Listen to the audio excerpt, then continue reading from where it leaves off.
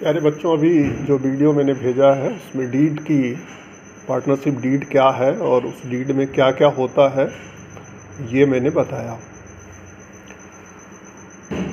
परंतु जैसा बताया था कि डीड का बनना होना ज़रूरी नहीं है, यानी बिना डीड के भी साझेदारी चलती है। यदि किसी साझेदारी में लिखित और रजिस्टर्ड डीड नहीं है तो ऐसी साझेदारी में कौन से नियम लागू होते हैं, यानी कि यदि डीड नहीं है या डीड विधिक नहीं है, वैधानिक महत्व उसका नहीं है, ऐसी दशा में यदि साझेदारों में विवाद नहीं होता है तब तो वो सामान्य रूप से चलती रहेगी। लेकिन यदि साझेदारों के मध्य विवाद होता है, विवाद की स्थिति उत्पन्न होती है, तो ऐसी दशा में साझेदारी अधिनियम 1932 के अनुसार निर्णय लिए जाते हैं।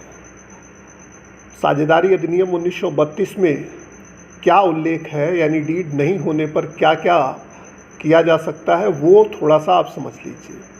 सबसे पहली बात, यदि साझेदारी में डीड नहीं है, डीड का अभाव है, तो सभी साझेदारों को समान लाभ पाने का अधिकार होगा, यानी सभी साझेदार समान रूप से लाभ हानि बांटेंगे, उनके लाभ हानि विभाजन में कोई असमानता नहीं होगी। दूसरी चीज़, पूंजी पर किसी प्रकार का ब्याज नहीं दिया जाएगा, यानी उनकी पूंजियों पर ब्याज देने की कोई व्यवस्था डीड के अभाव में नहीं होगी।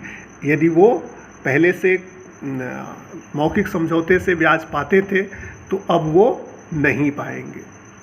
किसी भी साझेदार को किसी प्रकार का वेतन, पारिश्रमिक या कमीशन नहीं दिया जाएगा।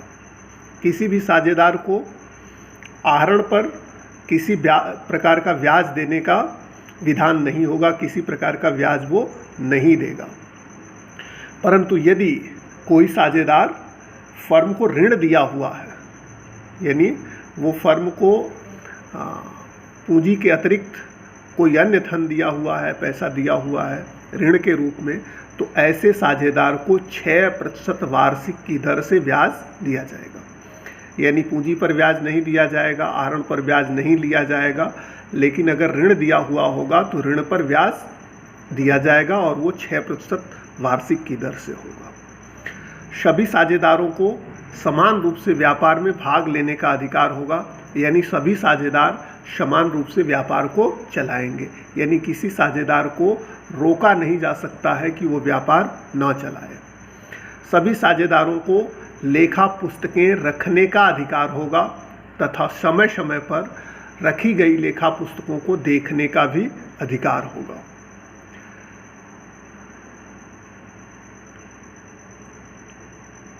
अगर कोई विशेष विवाद होता है तो बहुमत से निर्णय लिया जाएगा, यानी जो सभी साझेदारों का, अगर 3 साझेदार हैं, 2 साझेदार जो कहते हैं उसके हिसाब से निर्णय लिया जाएगा कि क्या होना चाहिए।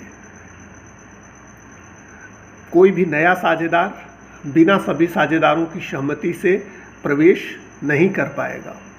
इसी प्रकार से रिटायरमेंट के संबंध में भी अगर सभी साझेदार सहमत नहीं है या पहले से अवकाश ग्रहण करने की व्यवस्था नहीं है तो वो अवकाश ग्रहण नहीं कर सकेगा, या सभी साझेदारों की अनुमति से ही अवकाश ग्रहण कर पाएगा। इस प्रकार से अनेक नियम साझेदारी संलेख के अभाव में लागू होते हैं। इन नियमों की भी आप अध्ययन कर लीजिएगा। हो सकेगा तो मैं इस पे एक नोट आपको भेज देता हूँ। धन्यवाद।